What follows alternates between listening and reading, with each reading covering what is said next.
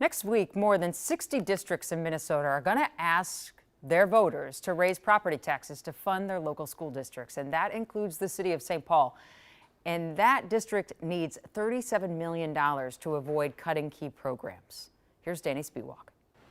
For the first time in 7 years, the St. Paul Public Schools are coming to the voters with a request for more funding. I plan to vote yes. Martha Lundy says she supports raising property taxes to pay for the district's $37 million referendum, which will appear on a citywide ballot next week. We need the money. We need money for education. We need money for teachers. Like many districts, St. Paul argues that state and federal education funding hasn't kept pace with inflation, leaving them with few options to fill the gap.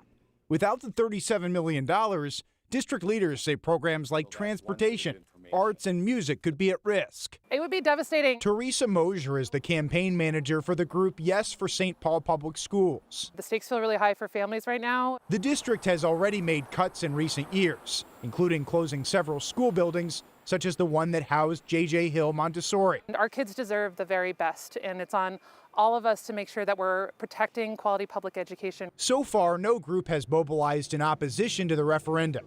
But if the measure passes, the median property owner with a $289,000 home would pay an extra $309 per year in property taxes. That's on top of the separate 5% property tax hike proposed by St. Paul for 2026 and the 10% increase on the table for Ramsey County. Yeah, it's getting out of control. Daniel Duddingston says he plans to vote yes, but acknowledges why some may have some reservations. The average person, I totally understand. But again, we have to weigh. Do we want a strong school system? And do we want a strong school district? We're going to have to pay for it. Danny Spiewak, KARE 11 News.